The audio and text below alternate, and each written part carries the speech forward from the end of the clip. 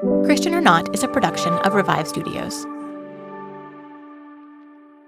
This is Troy and Mark, and you are back on another exciting episode, a feedback episode of Christian or Not. Every episode, we look at somebody from history and we try to determine whether or not they are a Christian or not.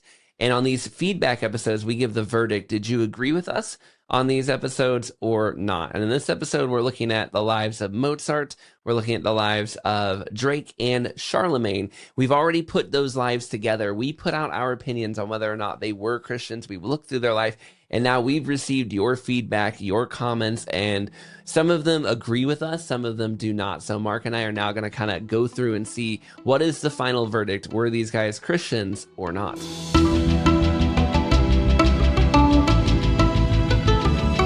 Yes, Troy, I'm excited. Yeah. Excited for another feedback episode. It's episode 5 is now out. So we have 5 episodes live and running. And yeah, I mean, so far it's been an exciting journey. I have to say, I've been it's my first time launching a podcast, so I'm a little I was a little anxious. Like, are people gonna like it? But so far, it seems good. So it's not my first time launching a podcast. We have Revive Thoughts. Elise, my wife, has Martyrs and Missionaries, and we've launched several other podcasts. And some of them went on to do well, some of them did not. It is exciting and always fun to be a part of a podcast that is doing well, that people are listening to. We have people, messaging us, hey, I was listening to this at work, and here's who I wanted to hear you guys do next, or here's where I thought I'm now waking up and getting messages from friends that people I haven't talked to in a while, or just random messages where they'll be like, here's why Rockefeller isn't a Christian or is a Christian. You know what I mean? Like, and just these random messages come out of nowhere, and I love it. Leave those comments so we can actually talk about it. Sometimes I have to be like, that's great. Can you put it in a comment so I can put it in the episode? But it is really fun to see. And my favorite thing about this show so far has just been how many ideas and people we've been getting constantly, where I feel like 2 or 3 times a week easily, somebody in a personal conversation was like, I was looking at Christian or Not, and have you thought of this guy? And almost always I'm like, no, I haven't thought of that guy. That's a great name. Yeah, absolutely. And I mean, we've been working on season 2. We actually, originally when we started, we were like, let's put out like 3 episodes, see what happens, and then work from there. It actually turned out that we made 8 episode season, put them all out there, put a whole season out, and then started on working on season 2 before season 1 even was launched. Like, we were so excited, and it's I'm glad it's paying off. And we've already begun recording season 2. So Yes. We already have 1 episode ready. I'm excited. I'll just say I'm excited for people to hear the Constantine episodes. It's a good episode. They're going to love it. And we already have some really good names for the next part too. So the hope is that when this season 1, when all these episodes launch, your wait between the season 1 and season 2 will be quite short. Are we going to do some spoilers? Because there's one that I'm really excited Tell them about. the one you're most excited about. Like, let's get it out there. I gotta say, I'm most excited about Walt Disney. Walt Disney. I'm ready for Walt Disney. Yeah, that's a good one. That is Walt Disney. I honestly, that we have a really big list of like 16 to 18 names. So keep listening, please. By the way, it helps us a lot if you can share the episode, if you can leave comments, if you can do that 5-star stuff. I know that's what everyone who has a podcast or a show says. Oh, and they say that all because it actually does help, and especially share it with a friend. Like if you have somebody who said, hey, you work together, or you're no pastor, no somebody in ministry, no family member. This doesn't even have to be something that a Christian has to listen to. Anybody can be interested in the faith of a lot of these great people. Could be a great way to get a conversation going with somebody. Well, like, hey, I know you've mentioned you like Walt Disney before. These guys thought he was or wasn't a Christian. What do you think? So just lots of ways where I think this show could be really a good conversation starter. Absolutely. And just talking about conversation starters, we have some great comments that we want to work through. We have a few that we just, from the previous episodes as well, from Newton and from Rockefeller, that we just couldn't leave alone. So we'll just briefly go through those as well. But then we will focus on, like we said, on Drake, on now I'm missing one, Charlemagne, of course, And Mozart, which was a fun one as well. And we have some fun things to talk about with you. So first, we have a couple crazy. We have one really friendly comment. Someone said Troy only goes after dead guys. That was funny. Yeah, so somebody compared me in the previous episodes to being the Mike Winger of dead guys. If you don't know who Mike Winger is, a Christian apologist who goes after maybe some false teachers, and I get to do that, but they're dead, so they can't comment back and they can't give me any trouble. That's how I like my battles. Easy to win, right? I wouldn't say that because, Newton had some people in his camp. He had some Unitarians True. coming after you. So. I still got them following me around. In fact, we have a couple of their comments down below, an Isaac Newton fan, and we can tell that because if you look at his profile picture, we have all these shows, by the way, on YouTube. If you're one of our listeners and you don't know this, well, the thing that made me nervous about launching this show was putting it on YouTube. People have to see my face now. I can see why that made no. It made no, right? It's true. I've met many of our listeners. Like, I'm actually blown away that in the 7 years of running Revive Thoughts and running podcasts online, I've met like way more people than I ever thought. And I met them in other countries. Like, I've met a listener in Australia. Like, I've met people from all around the world. So, and I say this lovingly, every time they meet me, there's always just like, I feel like a second of disappointment. Like that little glimmer in their eyes where they're like, oh, he looks like that. And I don't know what version of me they had in their head. But I can tell it was. I didn't live up to it. They were expecting Wes Huff. Yeah, they were expecting a muscle bound. Or maybe Mike Winger, right? I don't know what they were expecting, but I can always tell them like I've let them down. Maybe it's in my own head. It probably is. But anyway, now it's a YouTube channel. Now they can know what I look like, so it's maybe less unexpected. But you got this Isaac Newton guy down here, and he says, "I am the only perfect, honest theologian after the first century. I am sad for you, kid. Go and study what the Word of God actually is, or I will teach you." I responded, I think I'm not the only one who here needs to study the Word of God. Yeah. But I actually now realize that was a big mistake. I had the opportunity to study with the only perfect, honest theologian since the first century. And I just let him pass right out of my fingers. And his YouTube handle is Elijah the Prophet. Elijah the Prophet, which is why weird that he has an Isaac Newton with glowing eyes profile picture. I guess Elijah's picture is not well known, There's not a lot of pictures of him, to be honest. So guys, I want to let you know. Sorry about I at Revive Studios let the only perfect, honest theologian since the first century slip through our fingers, and I promise if he comes back around, we're gonna definitely get more teaching from him because. I mean, what were the odds that he would even show up on our YouTube channel? I mean, I know we're getting new listeners, but goodness, the only one. Wow. The other comment we got on Isaac Newton, again, Isaac Newton really drew in the interesting people. Quote by Thin Dog, a Jew bought his theological writings and then donated them to a Jewish museum in Israel.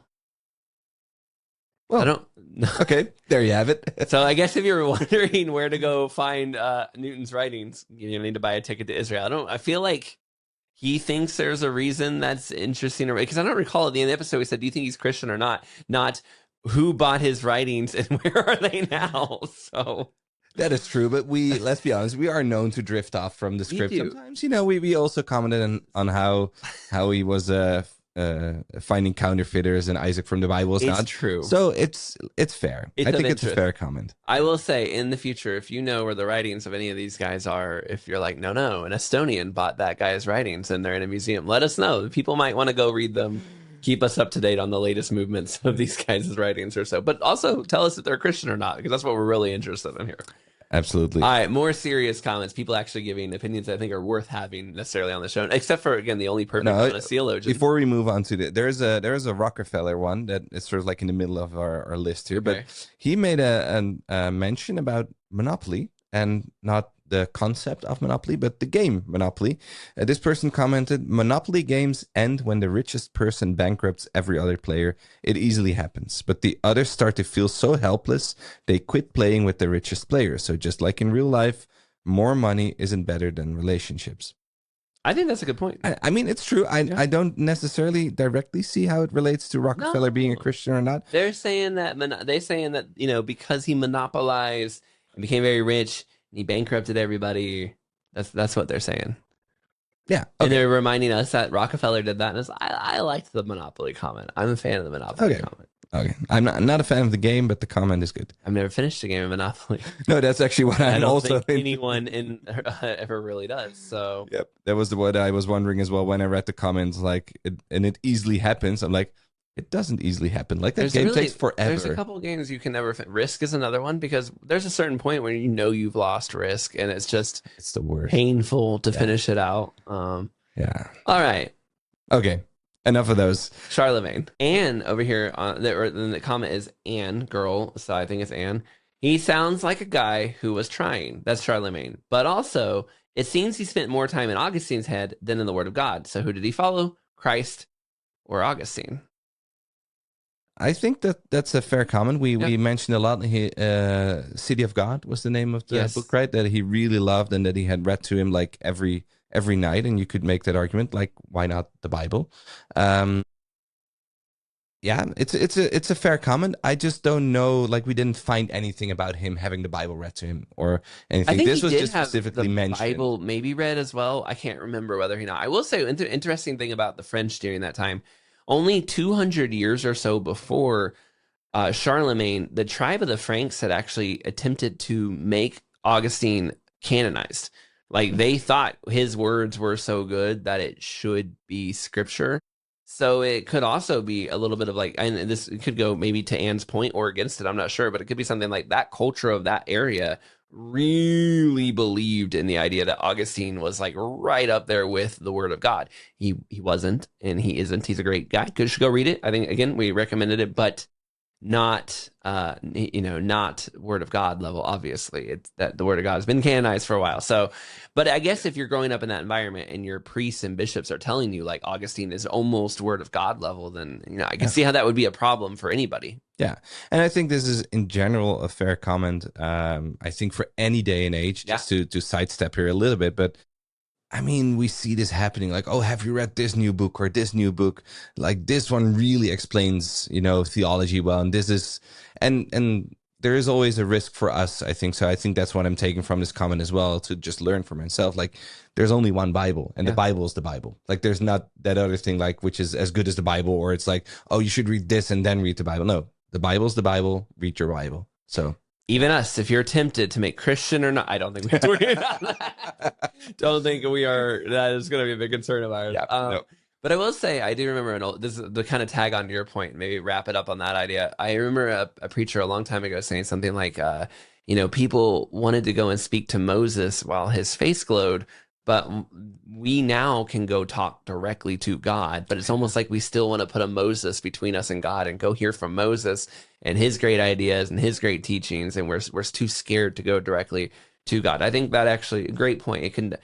It would be sad if 200, 500 years from now, somebody's looking at yours and my life, Mark, and they say, hey, you know what? These guys really loved Christians in history, but I can't tell if they were Christians. That would be an extremely depressing, statement about who we are. I don't think that would happen, but that would be a statement we wouldn't want attached to us. Absolutely.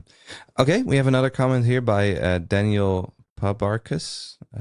Daniel P. Daniel P. It's not a name. It's very common in the Netherlands, so I'm sorry if I mispronounced it. And he comments, go ahead, on the information we have on him. I believe so that he is a Christian.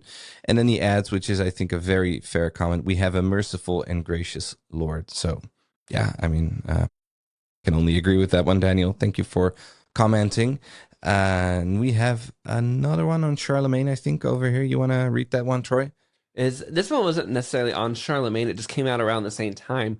One of our Patreon listeners, Kit, was saying, Kittrick, but he was congratulating Joel and I on our new podcast adventures. If you don't know, Joel is my co-host on Revive Thoughts, another podcast that we are attached to the same studio on, and we both launched our new podcast kind of at the same time. But then he just gave a suggestion of, hey, you're prepping future episodes. Have you considered, again, we get these suggestions all the time, which I actually think is really interesting because I would have never considered. He said, have you considered Rod Serling, the creator of The Twilight Zone?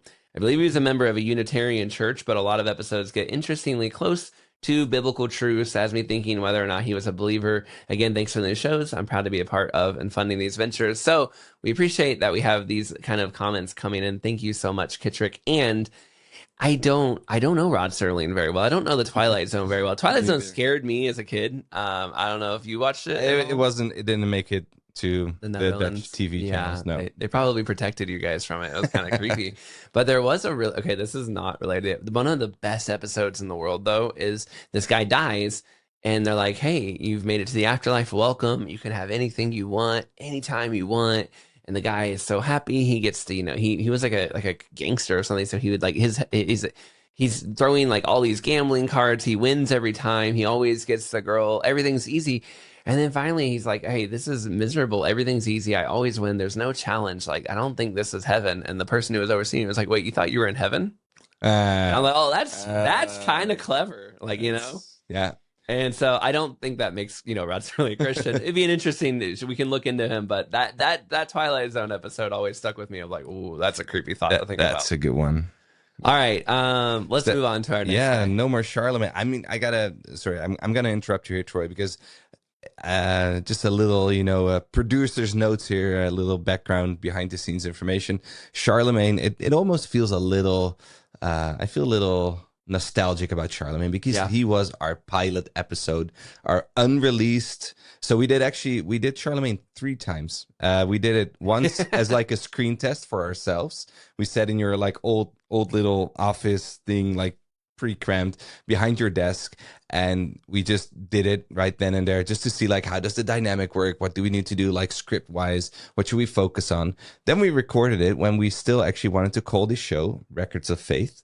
Was like our old working title. It's so funny because looking back, that name was really not a good name for a podcast, but at the we time were so happy with it. Such a good name for a podcast. And then after telling every single person, it's going to decide whether they're Christian or not. I remember like texting you or something, Mark, and be like, we need to call the show Christian or not. That's all I say all day long is it's determining that.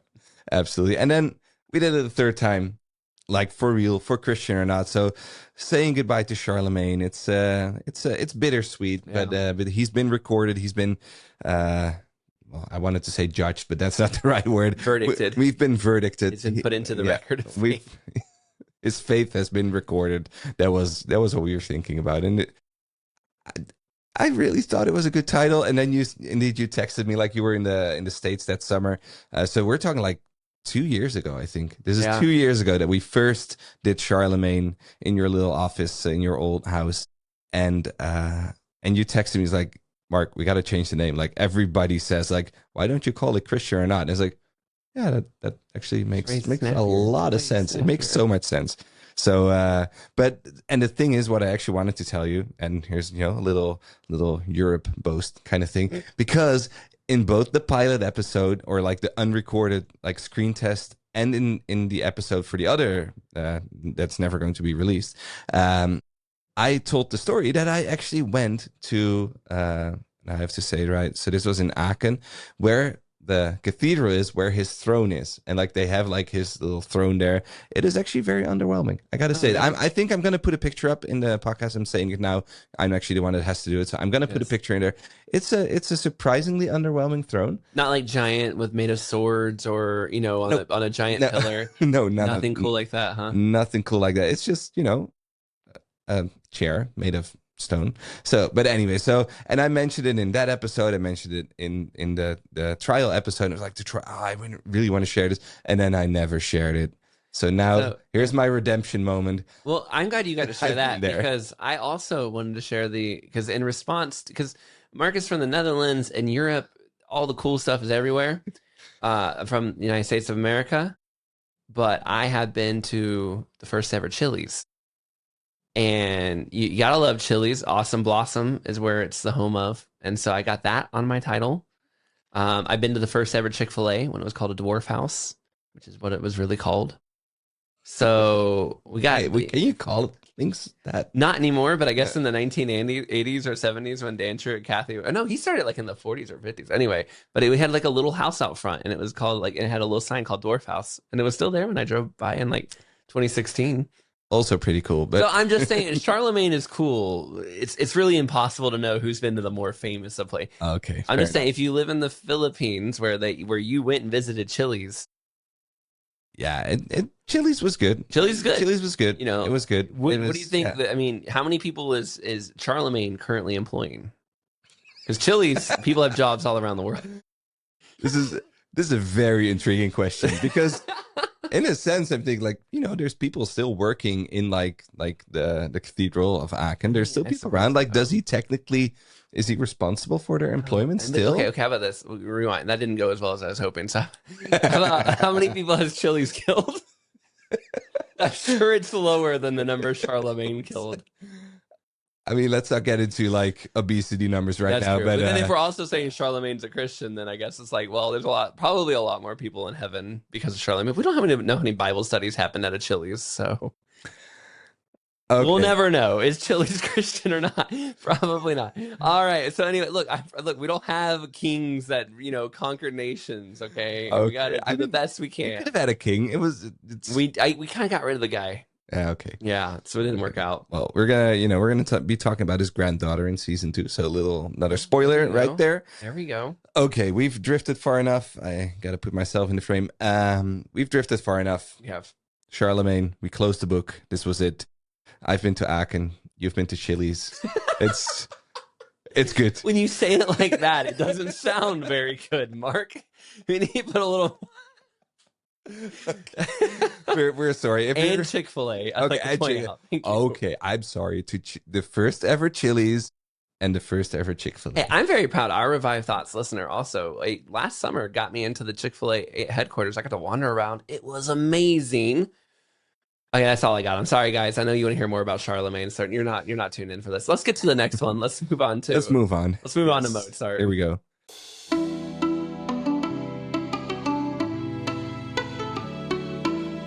Let's see. So we have Mozart. We have a comment on YouTube because we're actually joking before. Troy has a fun hobby of starting online feuds with people. Like he's not like a ton. Nah, not a ton. But we talked about this in the previous episode as well. Like I'm not used to being visible, having an opinion online. Troy is.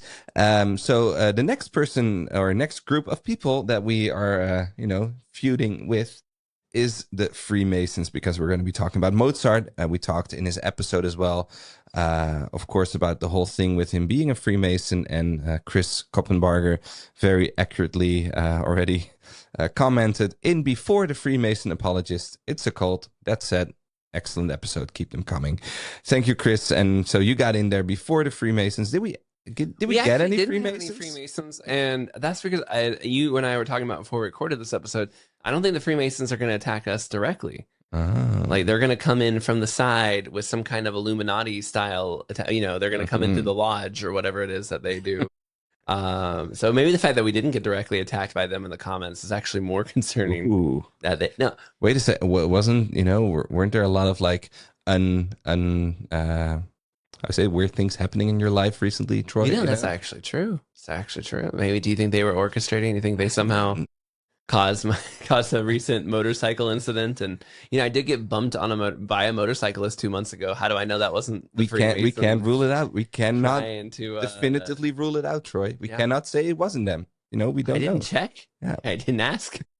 The guy fell over. I didn't even think to ask if the young Indonesian gentleman was a Freemason, so that might be on me. Okay, he was a little fast though, because the Mozart episode has only been out for 2 weeks, so it would have been impressive. Actually, in fact, we've only had it out for less than a week with these comments, so the Freemasons might be getting ready.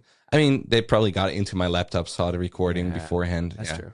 Yeah, okay. Enough jokes about the Freemasons. We have some more comments here. We have a comment by Danielle.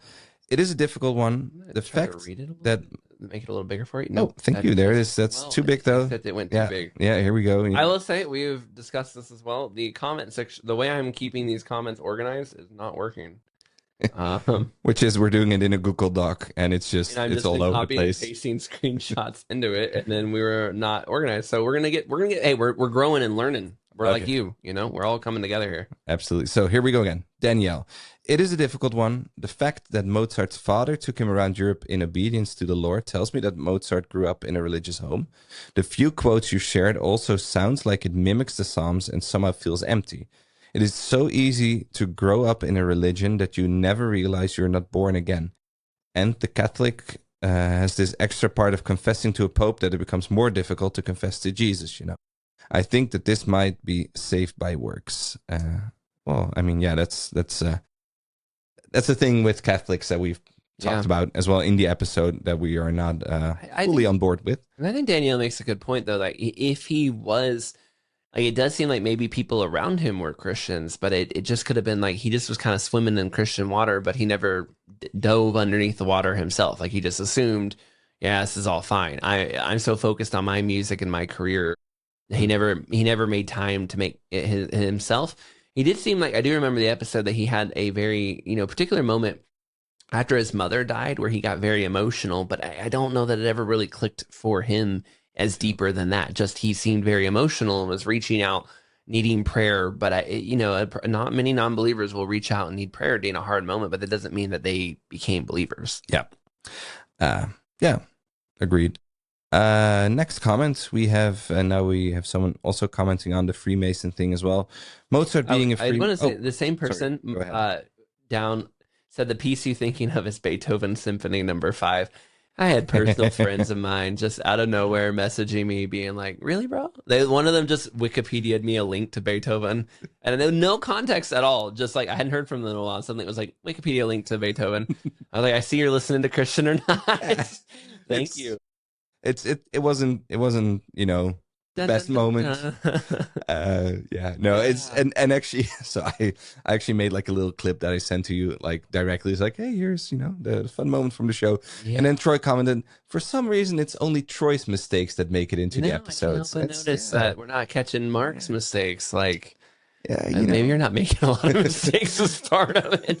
Could be that. I don't know. We don't know. Actually, so the thing is, the mistakes I make is like pressing the wrong button. Like, like for now, I'm talking, but your face is on. Oh, no, actually, it's not. So I was actually out of sync. What a ridiculous mistake, people. Hit him with a Wikipedia link.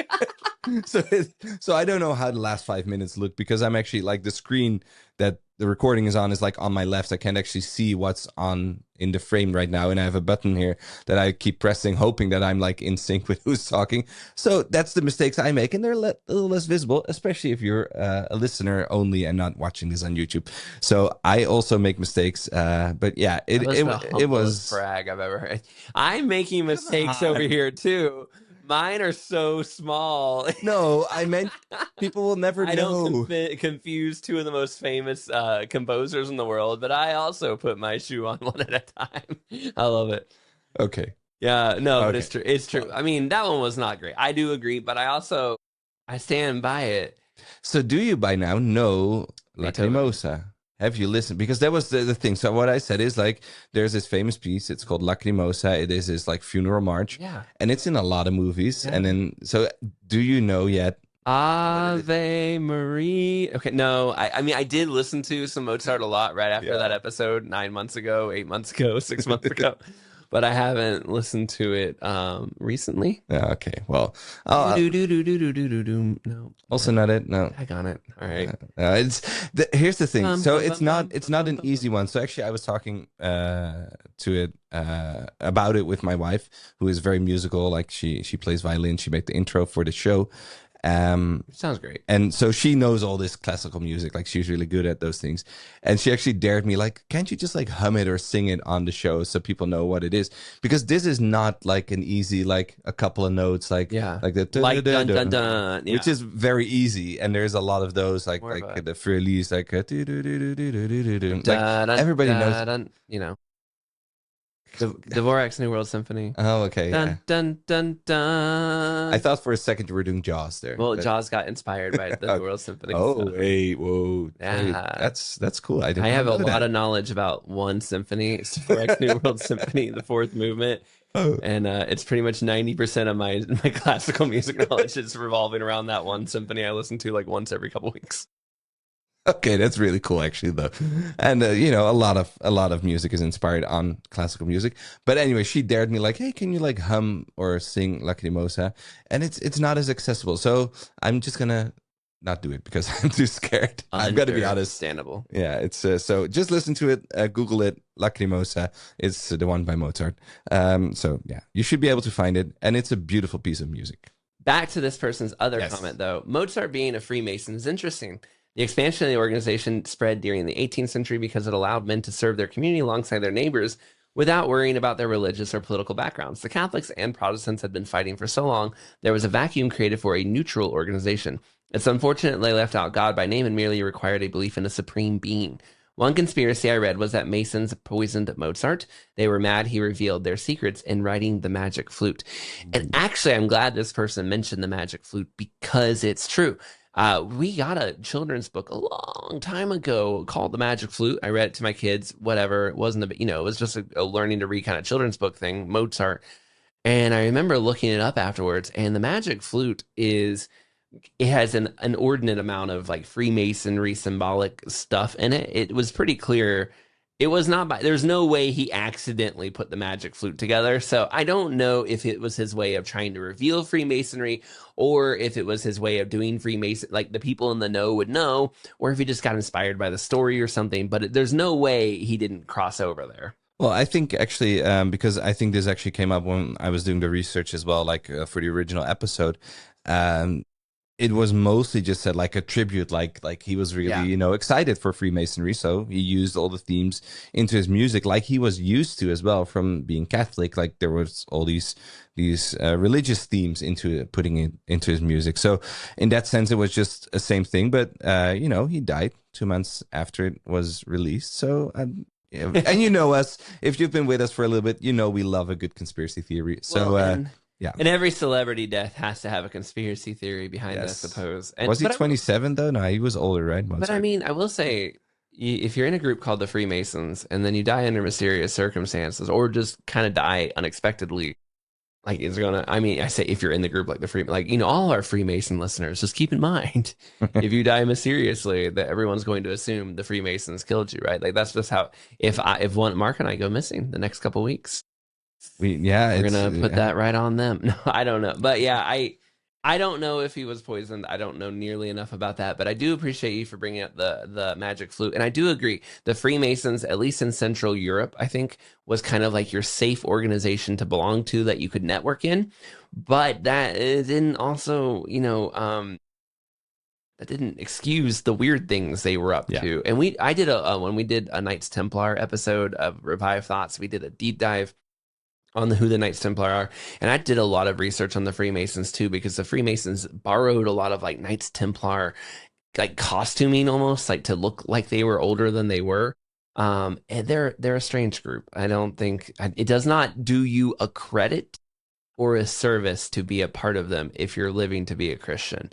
It certainly can hurt. And we actually had another comment where a couple people, one gentleman had a lot of knowledge on this on X. He said, there are professing Christians who are Freemasons. Many don't understand why it's bad, though. I would say if you're in the 5 and under degree of Masonry, I wouldn't hold it against you.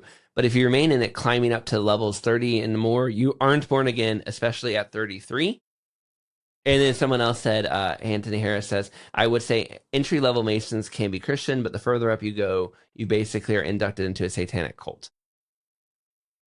I don't know enough about them to agree if an entry-level person can be a Christian or not. What I would say is, if you are a Christian, stay away. That seems to be pretty clear. It seems clear that for certain, the higher up you go, nobody thinks you can be a Christian. And I just don't play around with stuff like that, I think that's a safe advice. I'm just going through is like knowing almost nothing about Freemasons. I'm like, if you're like level 5, it's fine. If you got like 30 plus, and like I played the odd RPG in my time, so I'm just thinking here like, are Freemasons just people running around like, I used my level 8 spell on you? Like, what's happening here? But this is just me not knowing anything about Freemasons. But thank you, Raf and Anthony Harris, like for responding. That's what it sounds like to me. Yeah. All right, one more comment. We had a lot of comments coming on Mozart, which I appreciate. But I'm not surprised in a sense. Mozart's the kind of guy that you hear that and you go, man, if you haven't done any research on him, you kind of go like, oh, is he a Christian? I don't know, actually. And that's what I like about this show. Yeah, we covered like leaders like Charlemagne, people kind of you'd expect, but I like that we're covering the people outside that nobody's really talking about, but it's worth the question. But he said he was a Catholic for his time. So if you use a very broad understanding of Christian, then yes. And yeah, it's true. In the terms of like, on the attendance sheet in his government home, it would say Catholic Christian or something, right? But obviously, we're asking more of the deeper question: will we see him in heaven? Maybe would be heaven or not, maybe. But I don't think that's really what we're going for here, because only the Lord can know that. But yeah, we're asking whether we believe he knew Jesus. So I do understand the person's point, and that's kind of what this show is trying to dig into. There are a lot of people who, yeah, I'm a Christian, but we know that not everybody who sits in a Christian church is a Christian. We're trying to figure out, is there evidence from his life if he's a Christian? Yeah, absolutely. Okay, I have one more comment on Mozart, which is not in our script because it was made at the dinner table this evening. The conversation starters. It is happening. It's out there. And my wife actually said after she listened to the episode, like you really, really sort of, threw out the sister really quickly, and it was all about Mozart. And which is actually painfully. I looked it up real quick. I was like, okay, well, let's find out a little bit more about the sister, and this is actually like painfully in line with how her life went. So, she so she's used to it at least. yeah, but still, she was a very distinguished musician. She was actually Mozart's like idol when he was growing up, like when he was like really young. He's like, oh, I want to be like my sister, because I made this whole intro, remember, about, you know, Mozart playing the harpsichord and all the other harpsichord players being super bummed out that there's now a kid being way better than them. His sister was actually the kid before Mozart that was doing that, and she was actually really good, but always overshadowed by her younger brother. There's a few quotes that the press gave about like their tour, because they went on tour together. So imagine a girl 11 years of age who can perform on the harpsichord or the fortepiano the most difficult sonatas and concertos by the greatest masters, most accurately, readily, and with incredible ease. So, and then there's three more that say like, she's only 11, she's amazing. And then it says there like at the end, all four reviews quoted go on to praise Wolfgang, though, in different terms. Not just for his performances of existing works, but also for improvisation and composition. So she was just overshadowed by her brother her whole life. Even though she lived actually a way longer life. She lived to be like 80 or something. And she was actually, from what I didn't, and this is like not the research level that we normally do. I took like a quick Wikipedia scan through her whole page, and it's like she was actually a more devoted Christian, it seems, or a more devoted Catholic than her brother as well. So maybe a future episode, maybe I've already spoiled it, I don't know. But the sister, just getting a honorable mention here, a shout out for Maria Anna Walburga Ignatia Mozart. And like my 5-year-old then said, yeah, she was also just trying. So there you go. There we go. Wolfgang Amadeus Mozart's sister, Marianne, getting her a shout out as well for being also an amazing musician. And there is actually a theory out there that Mozart stole some stuff from her, like things that he claimed that he wrote that may have actually been written by the sister. So, you know, there's I feel like we do that with everybody these days, though. Hey, nobody can get it. Even the Bible, they're like, nah, Jesus stole this from somebody. It's like, come on, guys. Not everybody. And by the way, we don't think the Bible was stolen. I'm saying, like, every single thing, they're always like, oh, he couldn't have made that up. He stole it from someone before. I don't know. I like to think that it's a lot harder to steal things from people than we think it is. I think it'd be if the sister's up there playing the harpsichord and then her brother gets up and is like, look at this new piece I created. And then I'm not going to play one. I mean, I feel like she'd be like, hey, bro, we're going to talk about that on the wagon ride home, right? I don't know. I don't know how it went. Maybe she also got a lot of money from it. I don't know how it worked. But I will say, too, I do think that, you know, it's a little thought, like just how many famous people today, and there's a sibling somewhere nearby, just like, I was also going to be a famous, you know, actor, musician, whatever it is. I mean, you I know? think there's like a third or fourth Hemsworth brother, right, out there. Yeah, and well, it's funny because in one of the Thor movies, there's like a play where they like play out Thor, and it is actually Chris Hemsworth's brother that is playing like the fake stage Thor on stage. So you are in a Thor movie, I guess, but you're pretending to be the worst version of your brother. That's such a side note, but I'm just saying, like, those kind of things gotta hurt on some level. They all have brothers and sisters that we know absolutely nothing about, and it's an interesting thing, right? Because they had a front row seat to history being made, and they were even part of it at some point, but then just sort of. I mean, we always look at how the Lord picked out King David from the sheep field, but gosh, it must have been kind of a bummer for brothers 1 through 6 or whatever it was. We're all just like, oh, cool, David, he slew Goliath. You know, I play the harp pretty well. Yeah, I mean, they were actually already there in the army, and then you know, David shows up. Yeah, it's so. Shout out to the forgotten ones, the forgotten siblings. Yeah, shout out from Mozart to the forgotten siblings.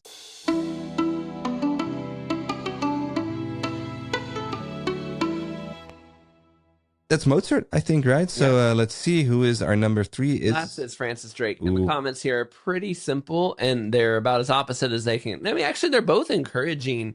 I know that there were actually some negative comments. I don't know if I lost them, maybe in the file shuffling we did here a few minutes ago or what. Because there were people who were actually, one of them made a really good point. Now I'm kind of mad that I lost this comment because they were just like, yeah, look, he killed a whole town of people.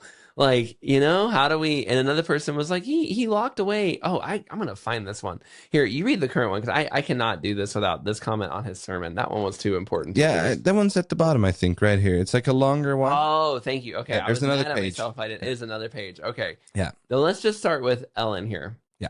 Ellen says, I am listening to Drake, have reached the part when a town of women and children were murdered. Not to excuse the murder, but soldiers at the time believed in the divine rights of king, and kings could speak for God.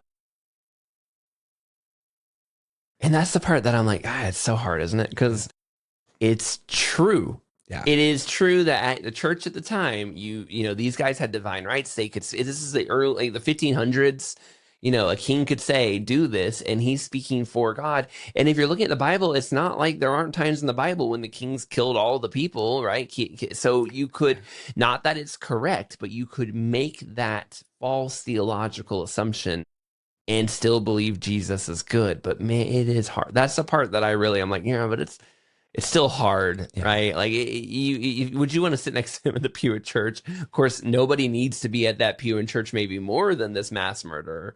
But that's a tough one. Yeah, it is, and we actually deal with those things as well. Actually, just this last Sunday, I shared this story about a story I heard from somewhere in Indonesia where a witch doctor came to the Lord, and he had killed other witch doctors in his time. It's like, yeah, he did some bad stuff, but he came to the Lord now. But for me, there is a difference here when you do it like in the name of the Lord. That's like, that's definitely different. And this was an episode that we weren't fully in agreement, if I remember. Yeah. And I really still struggle with this thing of him just, being part of this. And yes, they were soldiers. They were carrying out the king's orders. But still, it's... And I still struggle with it. Yeah. I still don't know. It's kind of goes back to maybe Charlemagne's, our Lord is graceful and merciful, maybe. And that's kind of where I maybe landed too. Like, if he's okay, it's based on the mercy of the Lord, which this person is saying, hey, that's kind of what they're saying too. Like, it's a faulty theological, maybe that's it. Bad theology led to these really bad consequences. So I like Ellen's comment. It's just a hard one. Yessie says, I agree with you all, and I like that. I like when people agree with us. So that makes I don't mind people I actually don't mind. I like reading the disagreeing comments. I like reading the agreeing comments. I enjoy reading the ones that are mean and are and like I actually think they're funny. I had to delete a kind of meaner comment that called us baboons for not being Unitarians, but I thought that was a funny one too. So I like just reading your comments no matter what they say, really. Yessie added on, super interesting episode at the end. I had to agree that only God can know if Drake was a true Christian or not. And that's not the goal of the show, is to like, we know for certain 100% this guy is a Christian or not.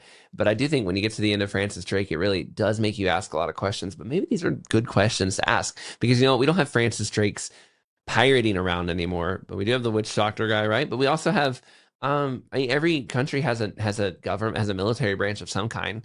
Navy SEALs and people like that. If the world went to war, if your son went to war and did things, where would we land? What would, I hope that we never have to get to these questions again. But it's always easy for people in peacetime to judge the faith of people from wartime, but we don't live in war times. And you know what? If the next 100 years that we have were as crazy as the 100 years that led up to Francis Drake's time, we might come to some very different conclusions, and we might look at what he did and said, no, those are very justifiable things. You peacetime people don't know what the wartime world is really like. Yep. Yeah, and it's that's what we have to just wrestle with still. And I think that is that's what you said as well. Like, we like people agreeing, we like people not agreeing, because we just like having this conversation. We like talking about these things, thinking about these things, and just we don't mind changing our opinions on someone if you have that smoking gun or that diary that's full of deep theological truth. We love seeing those things or something at some point along the way. I will say too, like, I just think these are really interesting things too. I just imagine, like, I don't know, it's maybe a weird imagining, but I just imagine like a car ride. You're doing a road trip. It's summer for a lot of people, and you're just traveling around. You put it on, you and the kids and the family listen, and then you go, okay, so what do we think? Like, I feel like these kind of conversations for people, comfortable, casual conversations. Like there's no, if we get it wrong on Francis Drake, we tried our best, right? But it opens, I don't know. I find these really interesting. And I say that because occasionally we do get comments from people, and we haven't gotten too many. Since we first launched the show, there was a couple negatives. Most people have been very all about it now, but like there was just some people like, what's the point of even having a conversation like this? I'm like, we talk about serious stuff. Why wouldn't we bring up these faithful topics? They can really help us look at different sides of our faith. I think they've led, in my own personal life, these conversations have led to some really positive places, and I hope they are for you as well. Last comment we have, this was about, so if you remember on the Francis Drake episode, because it's been a few weeks, he had a pastor on board that was preaching. He wouldn't let him preach anymore. And this guy says, Fletcher preached a sermon implying that their misfortune was divine judgment for the execution of Thomas Doughty. Thomas Doughty had led a mutiny or was kind of planning a mutiny. Drake killed him. And one of the past, they had a bunch of bad things go wrong, no wind, all this kind of stuff.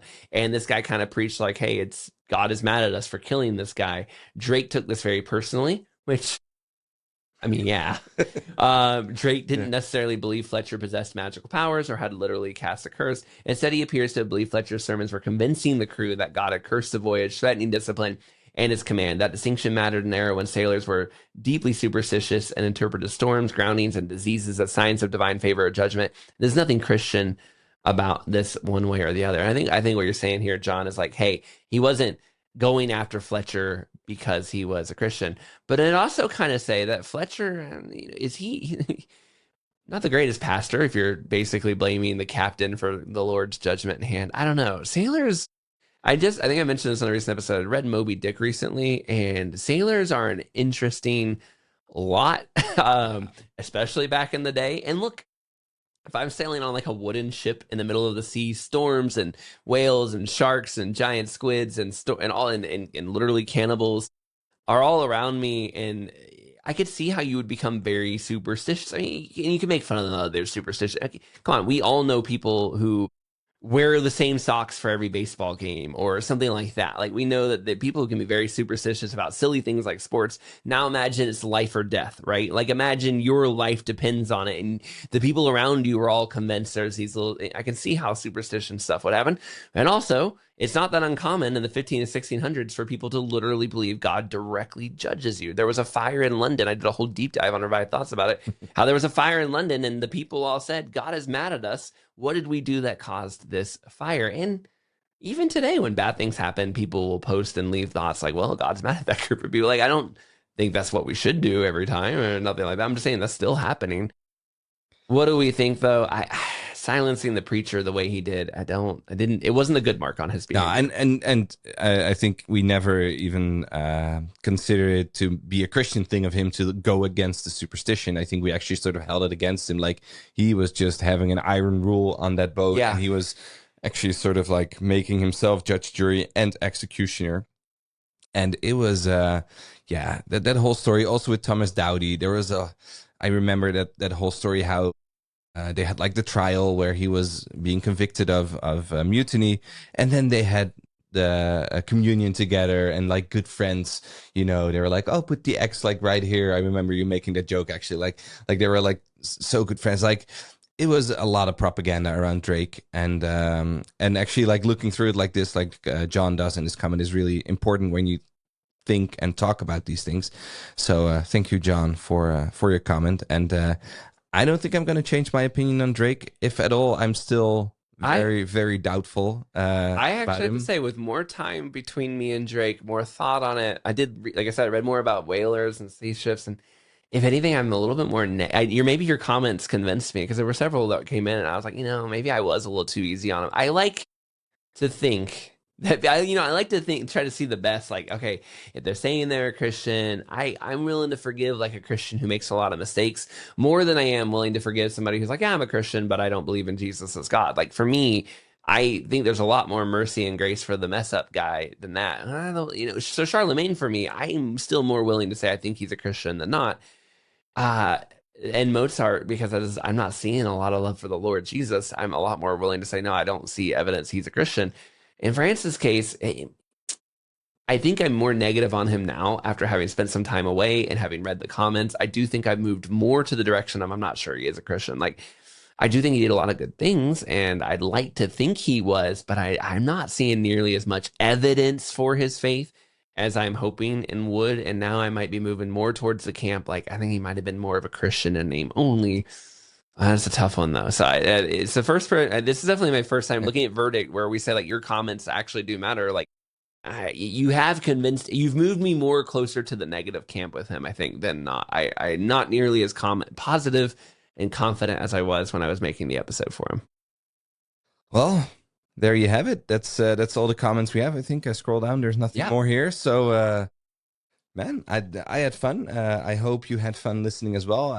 My apologies if we drifted too far and we made too many jokes. We were just excited to get behind the mic again and talk about your comments. And we love them. Like, we really love going through all the comments and sharing them. And even now, Troy was already saying before, and like, we might have too much. It might take too long. It's like, I mean, what's too long? That's a very subjective term. So let's just do it. Let's get through them and let's talk about these things. So keep commenting.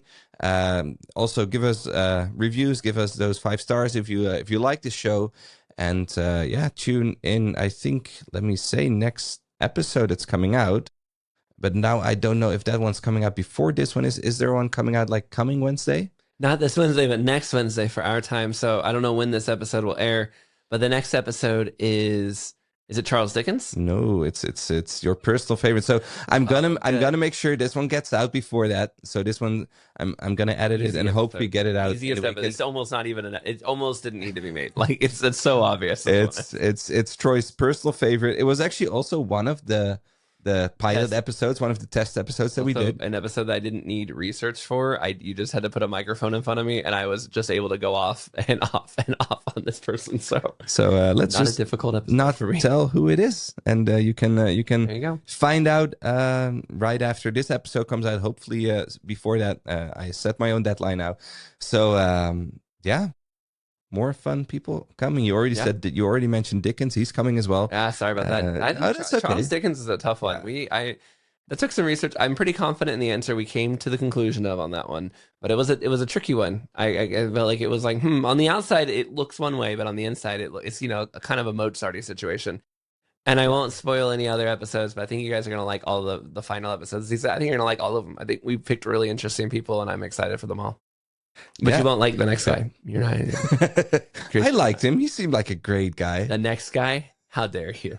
All right, tune in like a week and you'll see who we're talking about. But again, as soon as you see the name of the title, you'll be like, yes, it's a skip week, because we all know, right? Okay, listen, you'll want to see why. Okay, well, I hope we've made you excited for what's coming. This was our feedback episode on Drake, on Charlemagne, and on Mozart. My name is Mark. My name is Troy.